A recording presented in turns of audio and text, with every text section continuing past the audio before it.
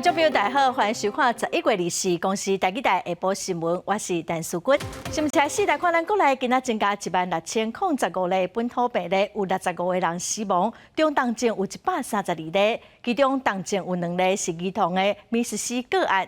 另外，今仔下晡613000档的 BA.5 疫苗已经送到台湾了，12月7日会开始配送。来听指挥中心下晡上最新的说明。那我们今天的确定病例的本土病例数是16015例啊，那境外入有37例，死亡个案65例。另外，我们今天也有一个县市出现0例啊，就是连江县啊。好，今天的死亡65例当中哈，年纪最轻的是50多岁到这个90多岁，我们今天没有40岁以下的死亡个案。那在重症的部分有新增2例儿童的 MIS-C 的个案哈，第一位是6个月大的男婴，本身没有接种疫苗，也没有慢性病史；第二位是1岁的男童，本身没有慢性病史，也没有接种过疫苗。对，目前的累计儿童重症是272例，其中 MIS-C 是占179例。今年采购的第2批的莫德纳次世代的 BA.5 的双价疫苗，61.3万剂啊，今天上午已经抵达桃园国际机场，那预期可能12月2号左右会配送下去。有关COVID-19 确诊者，在11月26号当天是依法须予指定住所隔离啊，这边所影响的是人身自由的权利跟投票的权是属2件事。拜六特别投票，今仔早起，台北市长郭文德甲黄珊珊是做伙去扫街拜票。郭文德讲伊即马真压榨、真烦恼。伊讲台北袂当阁行回头路，但市长是讲伊是真烦恼，讲台北无法度换人做看卖的，因为较真正袂当出门去投票，天气嘛影响到投票率。蒋万安是呼吁市民不管是风台落雨，拢一定爱出门去投票。谢谢，多谢，谢谢。大家好，谢谢。伫个予人摇手争取支持，兼任民众党主席的台北市长郭文德，甲无党籍黄珊珊做伙扫街拜票。九合一大选倒头算2天就要举行啊，这嘛代表即前8年的瓜市府就要卸任换人。郭文德讲伊是真烦恼，因为台北袂当阁退转去过去。我真的是非常焦虑。2018年我自己选举都没有那么焦虑的，我每天7点半这样辛苦工作8年，你知道，我内心最大的焦虑是什么？台北不可以再回到过去那样。那8年来，他交出了一个台北最后1名的成绩单，现在担心没有用，换人做看看才是重要。不是只有单纯的去街上跟人家挥手。重点是台北市这8年改变了什么？那当然下雨一定会影响大家出门哈，但尤其不太喜欢在外面淋雨。选战就伫要到啊，煞无介好天，加上较真正袂当出门投票，就惊地区投票就降低。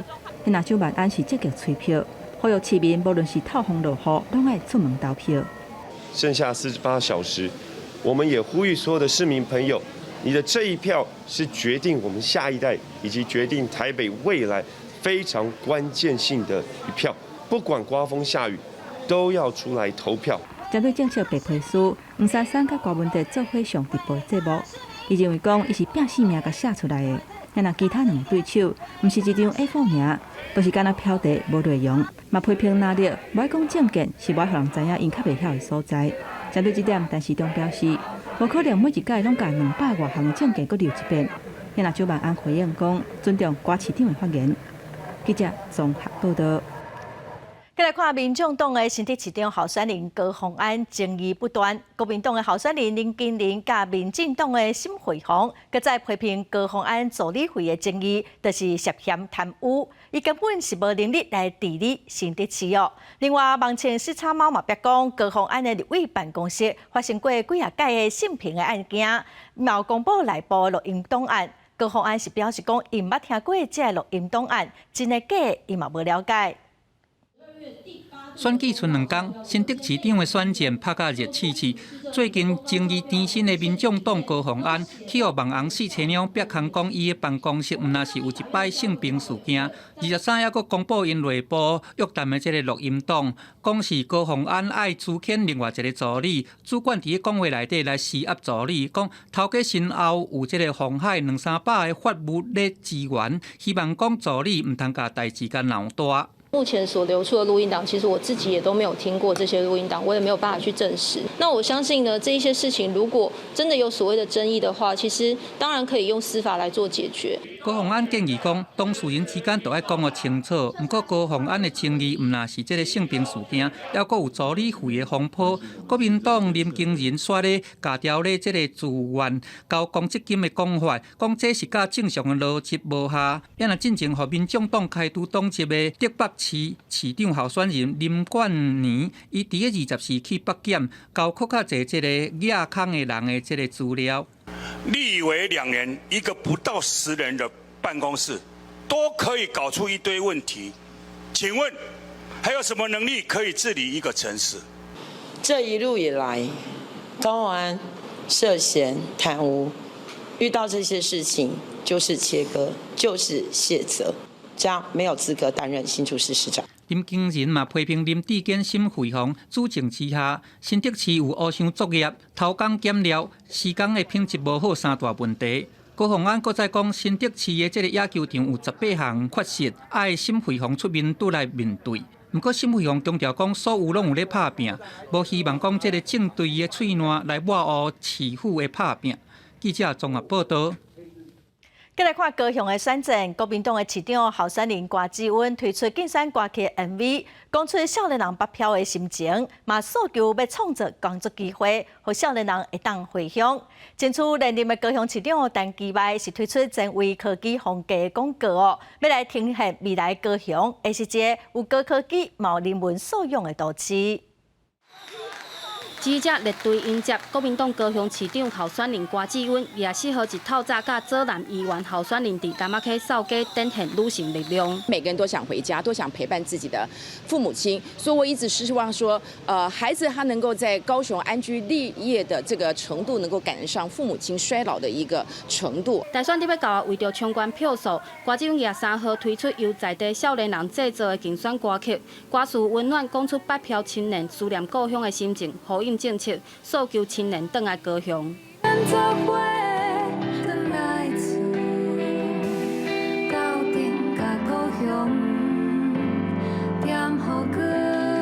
郭志温推出竞选 MV， 要诱青年选票。对手高雄市长陈其迈23号伫左南扫街的网络直播，嘛放出4当前唱歌曲《红豆》的歌声，靠噪音拍清明白。相聚离开，总有时候，没有所会永垂不朽。伫车顶一直会唱，陈其迈透早来到前庭扫街，唱家己的歌声可能会影响选情。陈其迈进前嘛推出真有科技感的广告，用各区景色、建筑等等宣传科技甲人文的交汇，讲出伊目睭内未来的高雄。在地或者是旅外的游子啊，关心故乡高雄的未来，那一定要去投票。那假如你不回来投票，那别人就会帮你决定你的未来，还有高雄的未来。哪里定也伫高雄一北一南来购票，为选战做最后拍拼。记者陈焕武、柯建准高雄报道。愈接近选举，贿选买票案件是愈来愈多。中华检方查到中华县第3选区杰姓市的县议员候选人甲伊的爸爸，赞助选区的村里长，佮有代表的候选人文选品哦。检方认为讲，这甲用现金贿选是同款意思，向欢迎申请羁押。法官昨暗裁定羁押禁见。中华县的选委会是表示讲，因为还未判刑，所以候选人的资格无受到影响。中华县议员参选竞争激烈，伫第3选区传出有市县议员候选人，甲伊父亲以赞助村里长，用定代表候选人文选品的名义，实际上煞进行白条卡贿选。中华检方23号暗时以违反选罢法将两个人升压。23号暗时欢迎裁定羁押禁见，要求其等为投票权一定之行使，而为贿选之不法行为，犯罪嫌疑重大。且有勾串、灭证之余，向法院申请羁押。检方查出，两个人虽然以赞助文选的名义，实际上算是交货，家己为共选区另外5个候选人所做回文选，等于是现金贿选，同时约定要投票支持伊当选县议员。而这个候选人4年之前爸爸参选县议员，当时虽然顺利当选，不过检方查到伊的父亲选举期间，把对着专项以发放工作费的名义来贿选，被判当选无效定验，这次再一次传出贿选，毛地方议论纷纷。而中华关选委会表示，由于判刑还未确定，这个候选人资格还是无受到影响。羁押只是一个动作，也没有经过地检署起诉或者是法院判决，所以到目前为止，到投票日为止，没有影响到候选人的资格。中华检方表示，一直到24号，有犯罪嫌疑的贿选案件有236件，另外进入侦查阶段的有101件。目前已经有一个候选人5个条仔卡等于积压当中，选战愈来愈近，检调查费也是无手软。记者中华采访报道。宜兰县的选委会表示讲，最近有接到民众的检举，讲候选人的机仔乌白插、四价插，佮有插伫路标顶头，有的是插甲比青红灯佮较悬，嘛已经影响到行车安全咯。选委会是强调讲，因先看到，目前嘛已经有改善咯。候选人的机仔就安尼插伫路牌顶面，甚至有的白底甲红车顶共款悬，互宜兰用路人批评，会影响行车时速。因为我们的视觉会往上看、往下看，会不会觉得很危险？会。选举期间，有曾经候选人伫宜兰街路4月插旗，无论是电火头啊、红桥桥顶、路口西湾的所在，交流都会草皮拢红插。有民众批评，唔但破坏景观，更加制造一堆无必要分数。那一方面，我觉得旗子这件事情，老实说，每年我们都在想说，做了这么多旗子之后，后续这些旗子结束之后到了哪里去？它是直接丢掉、烧掉呢？它是不是造成一种资源循环的浪费？根据宜兰县竞选甲罢免广告物设置管理规则规定，候选人除了风景区、公园机关甲学校参公车站牌，经由2边前50公尺长地点袂当插旗，也袂当封盖交通普及库是公平。候选人也爱伫投票结束7天内清除所有广告物。都是会先请我们监察小组委员到场然后如果发现确实有疑似违规的话，会通知候选人来修正。县选委会讲，确实有收到民众检举竞选机仔有违规设计的情形，因过经过监察小组到场看到了后，候选人拢已经陆续配合改善，目前还未有妨开发的违规案。那候选人无愿意配合改善，会当依法相关处100万的罚款，呼吁候选人注意。记者综合报道。再来看，国安局长陈明通因为前新竹市长林志坚的论文争议，嘛互逼讲，陈明通嘛要接受企业捐款400万哦。陈明通是透过律师发声明，强调讲这笔钱是因为台大社科院要推动中国大陆研究中心向私人企业募款的，无透过林志坚来募款，绝对无违法。今仔陈明通伫立法院报告嘛讲到，伊今仔是陈局长的身份，无要回答陈教授的相关问题。国安局长陈明通表出，伫咧指导前新竹市长林志坚论文迄卡刀收企业管的400万，防质疑2件代志有关联性。陈明通委托律师发声明，伊是替台大社科院中国大陆研究中心推动系列研究计划向私人企业募款，并无透过林志坚募款，绝对无违法。不过，日时去立法院质询，要是真做媒体探问焦点。我还是那一句老话了哈，陈局长不回答陈教授的问题。我据了解，陈教授已经委托律师，而且昨天律师也发了声明稿。陈明通无正面回应相关的争议，要全部交予律师。另外，针对着军上校向德运正做中国间谍，收56万，抑阁穿军衫签署投降承诺书，去用以贪污罪起诉。陈明通表示，军人安尼做是真无妥当，不过无评论这个案件。立委无认同陈明通的言论，甲问讲国安体系敢有去互渗透？投降承诺书敢是中国制成的文件？陈明通则解喙讲，这等于是叛国罪。所谓的承诺书，到底是官方中国方面制式的一种东西，还是那个人自己写的？坦白讲，这种东西等同叛国罪了。是啊，那问题出现了，法律上有没有不足的地方？他既然用贪污罪来判，但是现在的法律制度有没有漏洞？我想不足，如果没有办法判国罪，当然是不足啊。两方局势严重，对台友好的美国共和党众议领袖麦卡锡可能会加做新的联邦众议院议长。美国白宫强调讲，议长甲国会议员拢有权利出国访问，嘛包括台湾。立委关注外交部敢会主动邀请新的议长拜访台湾。驻美代表处跟各个国会议员的这个办公室联系都非常的密切。那如果说我们接到这个邀访的这个出访的这个邀请的时候，我们当然会具体的来安排。中国国家主席习近平小连续参加 G20 峰会甲 APEC， 互解读做是要修补甲各国的关系。但总统表示，美中关系伫拜习会了后有转好的趋势。不过双方就台湾的问题拢有画红线，美方表态袂当动用武力威胁台湾。记者综合报道。去年9月，屏东高树乡一个超商的查某店员，因为坑一个姓杨的查甫人卖伫超商的门口食薰，结果互这人伤害目睭。这个被告一二审是予以伤害判5档检方不服提出上诉，也毋过互最高法院驳回，判5档定案。超商门口食薰红主动有性男子攻击女店员的面部，甚至污伊目睭。这件发生在去年9月的乌眼案，有性男子一二审以伤害同伤害未遂的罪行判刑5档。检方不服，以有性男子犯后态度无甚好，嘛要甲受害的店员达成和解，认为二审量刑无符合比例原则甲公平原则来上诉。不过上悬法院认定检方所提出的毋是上诉第3审的合法理由来驳回，专案判刑5档确定。迄不上轻啦，迄上轻啊，判20年，判5年，嗰种啊，惊人个。因当啊40-50岁人，力还佫该拖把。拄个大湾的隔壁，我啦，囡仔咱会惊，大囡仔吼，咱也毋敢互带厝，伊若伫厝咱无伊的力。5档的刑期当地居民普遍认为伤过轻，烦恼有性男子关了转来，因为厝内人拢已经搬走，无人甲伊照顾管束，颠倒变成地方头疼的人物。伊刑都判咧5档，讲安尼就上悬5档，啊无你就看伊5档出来，会当看，去带咱的政府的机构里。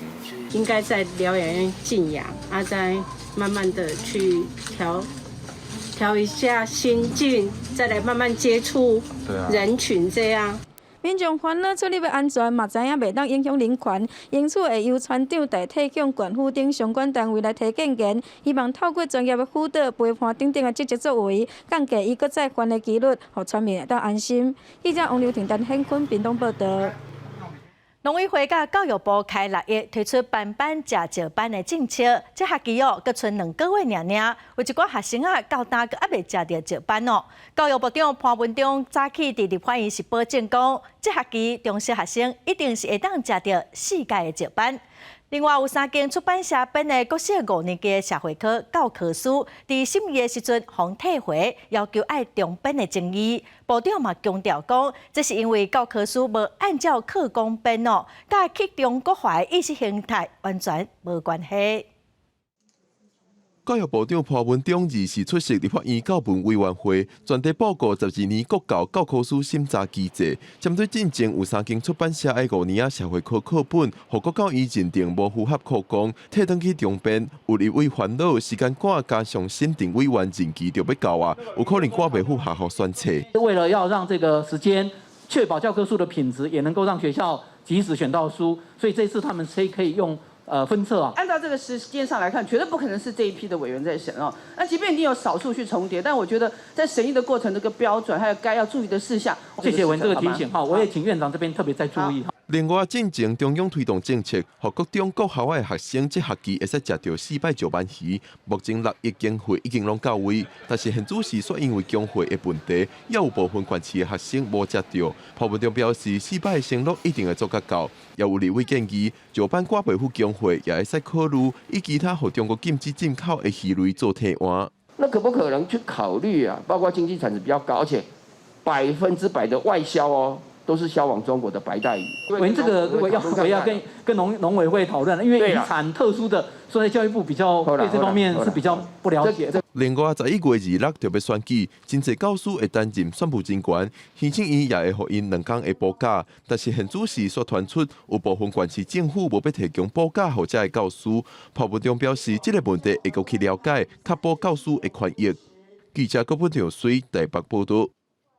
健保的部分负担新制，本地伫今年5月15日要实施，也毋过受到疫情影响，所以先暂停。卫生福利部部长许瑞元早起伫立法院表示讲，目前疫情缓和，也毋过经济敢有法度反弹，各会观察。部分负担的新制应该伫明年初来实施。健保财务的情形是真严，原本定伫今年5月中要调整健保部分负担新的制度，前到今也未实施。早起卫福部长许瑞元伫立法院讲，实施的时间较有可能伫明年的第一季。这部分负担这个上路的一个日期会尽早决定。整体来讲的话，部分负担会不会涨？那目前的话，疫情的变化是往好的方向走，所以这个部分的话，似乎条件逐渐的在满足。但是国内的这一些这个经济的情况是否能够强力的反弹？那这个我们还在观察当中。许瑞元表示，部分负担原本就已经协商好啊，不过国内因为拄到疫情上介严重的时阵，才会暂时冻点。同时实施爱看疫情的变化，甲经济复苏的情形。未来部分负担新的制度施行了后，每一年会当替健保省差不多100亿。嘛，希望透过使用者付费的概念，改变民众就医的习惯。外界却将这样的一个制度直接解释为对于财务挹注有限那这样的说法，部长您觉得你的看法如何？我们主要就推动这个不负担新制，主要是说要让民众有一个费用的意识，那大家能够来好好节约这个医疗的资源。如果说依照现在规划的部分负担的新制那上路的话，一年大概就是影响的财务大概就是差不多在100亿元左右。那对整个健保来讲的话，它算是杯水车薪。许瑞元强调讲，部分负担新的制度为公告到施行，至少会按1个月左右的时间，打算明年第一季的实施。不过正确的时间也无法度确定。记者综合报道。糖尿病人用来控制血糖体重，一般市面上讲的三三必目前是拢欠货哦，大约会有25万人受到影响。卫生福利部部长许瑞元是表示讲，这是全球性的欠货，嘛已经甲厂商直接咯，嘛已经有请医生哦，尽量使用其他药啊来代替，减少对病人的影响。用来控制血糖甲体重的液珠糖，俗称三三必，过去定予糖尿病患者使用。不过最近因为适应将包裹减重，效果真明显，引起减重族小钱家己买来用，造成国内欠货未付供应。年底会供货，但是最新消息是说会缺到2023之后，但详细的时间我们还不知道，大概1000多块。现在说市场说会到1万块这样，但我详细的价格我是不太清楚。液珠糖欠货，什么时阵才有货？目前也唔知影。根据了解，伊是因为药厂生产线转换等因素，才出现供货断链。新陈代谢科医师表示，液珠糖过去会受到糖尿病患者的介意，是因为伊1礼拜只需要做1摆，也会当减重，甲传统的胰岛素逐工爱做，会当大大降低病友对减头惊吓。即马煞出现断货，互真侪糖尿病友感觉真不方便。替代的部分就比较可惜，就是目前没有所谓这个针剂可以替代，所以唯一就是有口服的药物，但是口服药物目前没有健保的部分，很贵啊，1颗要200块啊，等于是每天要吃一颗这样子。食药署正在跟这个厂商那做一些接洽，看是否能够对于国内的这一个糖尿病的患者比较能够确保它的供应是充足的。目前国内因为断货影响的糖尿病友大约有25万人，需要改用其他药物。糖尿病学会也要拼将糖尿病的口服药随配式争取达至健保给付，毋望予糖尿病友加一项选择。记者综合报道。国际新闻来看，昨俄罗斯又搁针对乌克兰的基础设施伫空中发射炮弹来破坏哦，所以造成乌克兰目前大部分的所在拢停电，嘛造成首都基辅有3个人死亡，9个人受伤。支付这档冷战的工具，和俄罗斯空袭有人死亡。乌克兰官员讲，伫咧支付外围地区有人因为轰炸死亡。过去几礼拜，俄罗斯一直用飞弹甲无人机攻击乌克兰的电力系统甲其他的基础设施。哈尔松伫咧俄军撤出了，医疗人员拢伫咧黑暗中工作。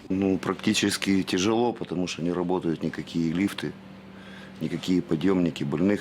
Поднять, спустить невозможно. 伫这边的攻击行动进前，乌克兰总统泽伦斯基就讲，乌克兰差不多一半能源基础设施被毁害，几落百万人定定拄着停电的情形，而且连供水拢有困难。总统泽伦斯基23推文表示，已经支持乌克兰驻联合国大使，要求开安理会紧急会议。俄罗斯常驻联合国副代表普里扬斯基伫社群媒体答文讲，已经伫咧当地时间下昼4点开这种会议。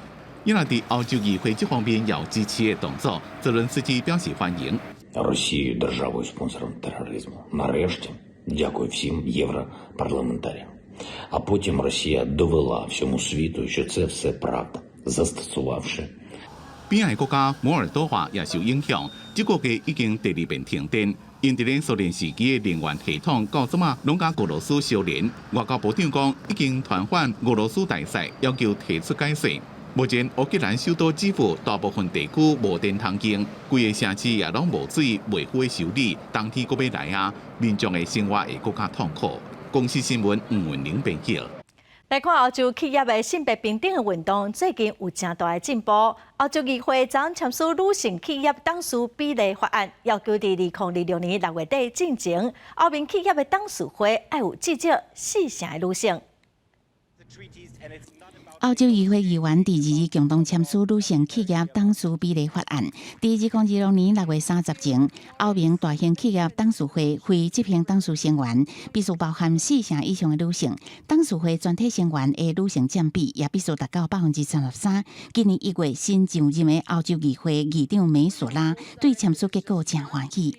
It is an important one and a potential trailblazer, and I hope that with this one we have managed to at least put a proper crack in the glass ceiling, as I see this as the beginning, as the European beginning of the end of gender inequality. 欧盟执委会主席冯德莱恩也表示，等待10年总算性别平权有新的里程。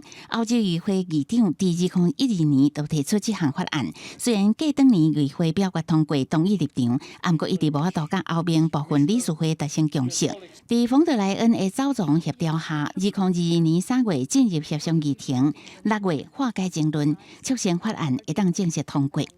With this directive, we paved the way for fair and transparent hiring processes all over Europe and will give women the same chances of being recruited for the top jobs. 目前，欧洲的企业董事会女性成员平均占3成，由女性担任大型企业董事长，也是总裁比例较无1成。这项法案会公布伫欧盟官方公布，20天后就正式有效。欧盟成员国会有2年的时间进行立法程序。目前法案明定的企业规模无包括250人以下的公司，企业爱当年公开董事会成员名单，违法的企业会遭受处罚，公布公司的名。公司新闻张淑芬编译。欧洲太空总署公布上新的太空人的名单哦，其中有一个新上者是英国帕运的走标选手麦法尔，伊嘛真正是历史上头一个新疆太空人。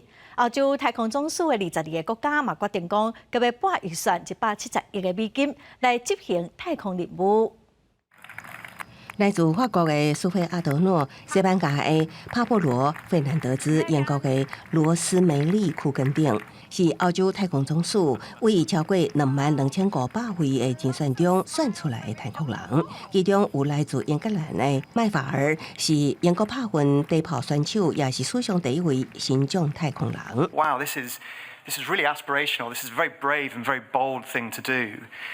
And with my broad scientific background and vast range of experiences, I felt compelled to try and help ITSA answer this question: Can we get someone with a physical disability to do meaningful work in space? 高时阵麦华尔将甲欧洲太空总署工程师合作，去了解硬体安怎修改，以开放予更加侪合格的新疆者参与专业飞行任务。目前伊伫英格兰南部担任创伤甲骨科专家， 19岁时阵，因为骑车发生事故，碰切断正腿。后来伫2008年，北京炮运得到100公尺第一炮铜牌。World Health Organization reckons that about 15% of the population live with some sort of disability, and maybe 2% are really affected by it.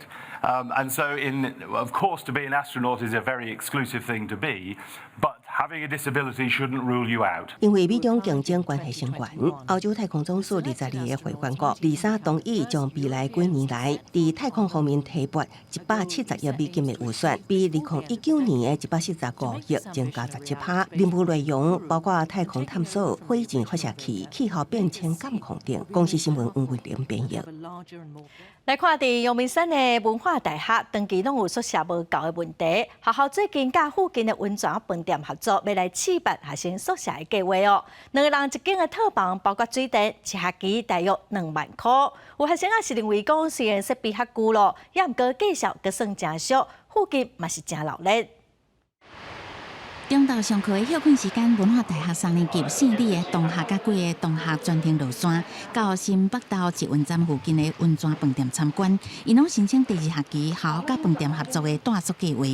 7平半的双人房有面床、冰箱、电视、桌仔椅啊、3厨独立的浴巾，包含水电费，一学期一人19800。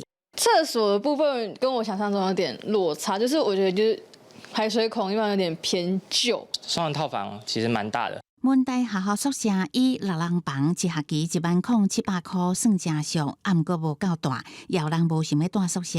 即马合作的饭店5平的双人房，一学期一人17000块，搁包水电，换算一工100多块的租金。准公部分设施较旧，嘛是有学生囡仔愿意来住。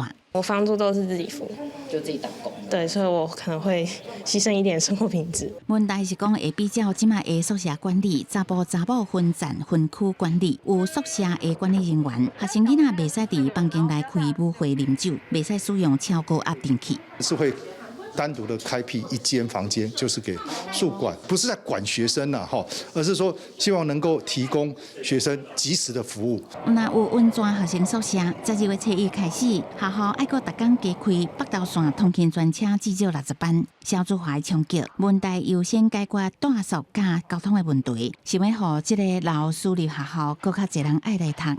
记者综合报道。来看台东的森林公园，疫情期间游客真少，园区的生态真的是变甲愈丰富。最近有不少过冬鸟飞来遮，阁有水鸭出世哦。伫园区嘛发现讲有行唔着路的暗光鸟，咱做伙来看卖。台东森林公园有280公顷，内底有3座人工湖，风景秀丽。也毋过最近无游客，因为干扰变少，会受水的白水鸡鸟类不时出现伫湖面顶。岸边也可以当看到袂惊人的灰喙鸭坐在咧找食，鸟类的生态多元化。包括一些像冬候鸟的部分，它也会来这边过冬啊，或者是有产下一些后代，也留在我们园区里面。园区工作人员讲，即马上常看的俗称鱼狗的喙鸟，伊的身影都藏伫莲叶中，即马也毋惊人，静静等待师傅上门。园区最近也阁抢救一只真古锥的鸟头鸟，因为伊被路掉伫树顶仔中走袂出来。这也是过去罕尼看的情况。台东县农业处表示，这可能是受到疫情的关系，动鸟啊生态的丰富啊。因为中间有一段疫情的期间，我们整个森林公园在整个生态方面，恢复的其实还不错。科学好讲，台东森林公园伫疫情之前一年的门票收入超过1000万，也毋过疫情了后的一年收入减少3-4成，也毋过生态环境变好，而且森林公园的面积宽，目前也无考虑人流管制，也毋过要呼吁入园的民众欣赏生态就好，毋通搅扰动物啦、甲鸟类。记者综合报道。社会上有真侪无灵的错误资讯，国民健康署最近设计一套互动的游戏，要来推广正确无灵的知识。意思是表示讲，饲无灵饲到6个月，阿婴仔就应该开始食一寡副食品哦。连无灵的囡仔不一定需要佮补充水分，嘛建议讲无灵上好会当饲到2岁以上。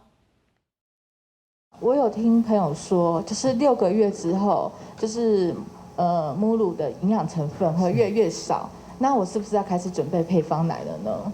甲拄满过幼儿抱的这个妈妈对医生提出伊的问题。这些各式各样的一个均衡的营养素，这个食材去做成的这个副食品，这个是帮助宝宝能够更好的一个成长。这个叫做副食品，所以不是去加配方奶。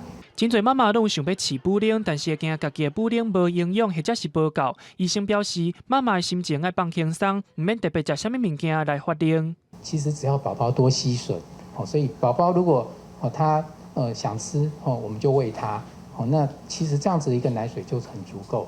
国健署收集民众对母乳的背书，最近发表一套线顶的游戏，互当咧饲囡仔的爸爸妈妈，也是准备要做爸爸妈妈的翁仔某参考，哪算哪学。母乳的成分有90%是水，母乳宝宝不需要额外补充水分，对还错呢？喂母奶的孩子啊，他其实不需要再喝水，因为母奶90%以上都是水分，没有错。那即使在很炎热的夏天，那个水分都是够宝宝的。卫教署表示，透过游戏会当互少年爸母知影正确的母乳资讯。国健署嘛，当咧推广，邀请民众伫12月初1之前去线顶挑战，就有机会抽大奖。记者林书霞、郭林特报道。来看台南市安南区有一间停业的电子工厂，伫昨暗8点左右爆炸。迄当时是有4个人伫工厂内底摒扫哦，可能是搬一寡原料伫搬来搬去的过程产生火珠啊，才发生爆炸。嘛造成4个人受伤，有3个人送病院治疗。发生爆炸的现场涂骹全毁裂，停伫咧外口小货车车顶的物件拢被炸甲碎糊糊。这间伫咧台南市安南区已经停业的电子零件工厂，23暗8点左右发生爆炸。听到听我大叫，嗡一声呢，嗡一声，我出头尾，头拢来，拢嘛听啊。塑胶管，这个位哦，叫塑胶管，对不？这个听起来就塑胶什么？消防人员伫咧小货车边啊查线索，调查爆炸的原因。根据当地民众讲，这间电子零件工厂因为租约到期要搬，23暗业者的亲戚来到上工清理厂内物件，才放去伫车顶就发生爆炸。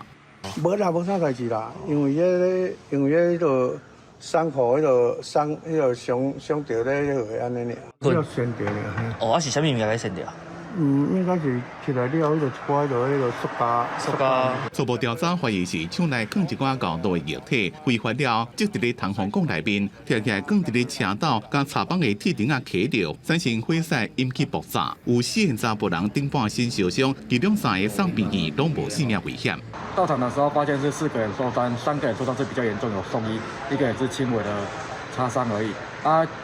跟现场关系人询问到状况，就是他们在丢弃废弃物在车上的时候，不明原因导致爆炸，造成身体受伤。现场有封锁线，要拿爆炸的原因，警方将会调现场的监视器，请火调科到现场调查。记者综合报道。今年莲雾的产季有淡薄仔提前，最近嘛开始咧大出咯。高雄农改场第3档前有改良推出一个新的品种，或者水蜜桃莲雾，甜度是有11度，嘛是目前上大了的品种哦。大概伫农历过年之前会收成，咱做伙来看卖。高雄屏东沿海地区因为土木盐分重种出来的莲雾特别好食，即卖也拄好是莲雾的产季。这几年来新改良的水蜜桃莲雾也真受欢迎，唔有粉红的外表，食起来皮薄肉，又是目前上大粒的品种。今年度来说，整个气候的风调雨顺，所以整个莲雾它生产的季节等于说有提早了，大概是在11月底、12月初就会有莲雾可以吃。水蜜桃莲雾这种新品种是3年前由高雄农改场所发表的。屏东县南州农会就和农场配合量产成功，即马正做咧鸭市场中正受欢迎的水果。产期调节下的产量不少，而且价钱也不少，口感也不错。而且那个水蜜桃莲雾大概在过年期间，应该说现在很多人都在跟我们预购预定了。一粒莲雾到半公斤重，这个新品种唔那好食，大粒尔尔。新品种的水蜜桃莲雾对虫害较无遐敏感，估计会当减省30%的农药成本，对农民来讲会使讲是一减二过。记者综合报道。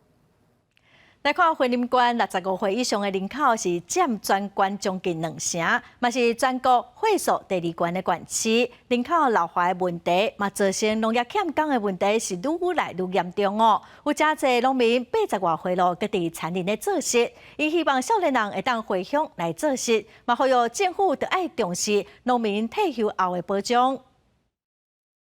无你做事做偌久哈？哦，做足久的咯，从小就做，一直做，一直做。就算外口风真透，天气湿过冷，农民犹原伫田里无用种蒜头。详细甲看，咧做事的拢是老大人。云林是农业的主要园区，不过65岁以上的人口煞占全县的19.9%，是台湾高龄园区排名第2名。因为欠少年人做事，农业劳动力老化的问题是搁较吃力。拢老啊，无法力啊。啊，为个食到改度啊，伊讲伊限制旁无法力啊。想讲我嘛毋知法度搁做10年了，无，因为我像阮拢即马药职部，阮拢大家拢下药大呢，阮这大家拢下药大。你请无工的时候，我家己很点想讲，做事敢若很。足无路用，比食头路人较无路用。伫土库种蒜头几若10年的农民王立钦表示，即马有咧做事的差不多拢70-80岁之缘。虽然家己嘛有囝子，毋过因拢无拍算要做田，所以若阵需要人，就爱请义工。啊，少年的，除非讲伫外口做了无啥好的，伊会转来试做事啦。啊，若有趁着钱，伊就搁做；啊，若无趁着钱，伊就嘛是会晓卡卡。甲落跑啊啦！有的农民做到80外岁，身体袂堪日才退休。毋过退休了后，煞无法度负担经济压力。王立钦希望会当有更较侪少年人愿意回乡种田，嘛呼吁政府就要注重老农民的福利甲保障。缀我会发工人为因说30-40岁，缀我即马缀啊有80外岁退休的，也有70外岁。较久无法度啊，开刀啊，年老以后因即马拢无法度创啥物啊，有时要讲伸手嘛无呢，所以我觉得说真的要多照顾老人。农业是台湾产业结构当中真重要的一部分，不过因为人口老化，欠工的问题愈来愈严重，劳动力短暂。现此时惊西少的状况嘛真要改善，人口的问题恐惊是各界拢真要紧的议题。记者综合报道。台中市的社会局推出一款老人文控车，车顶有真侪娱乐设施哦，会当驶到砖头内底，提供社区时代娱乐，卖来安排一寡真新鲜的课程哦。虽然拄着疫情，也毋过继供10台的老人文控车，嘛是搁继续的拍拍照，搁真受到欢迎。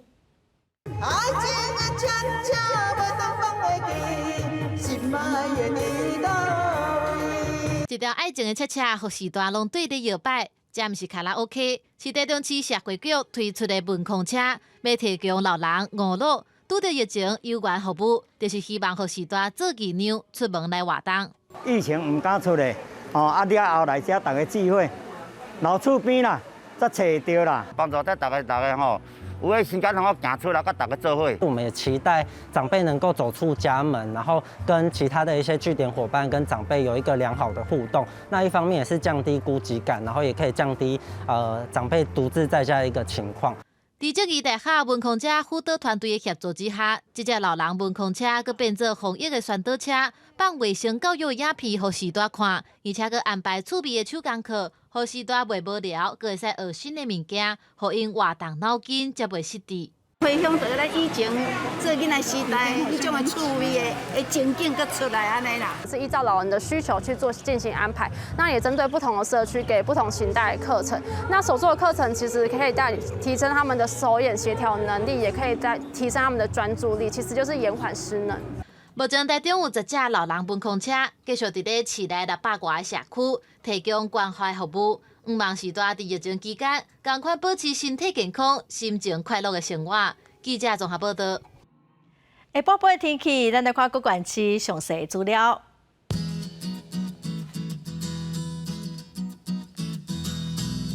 北部地区上低21度，上悬23度。中部地区上低22度，上悬25度。南部地区上低23度，上悬31度。南部地区上低22度，上悬27度。外岛地区上低18度，上悬24度。再来看未来3天的天气。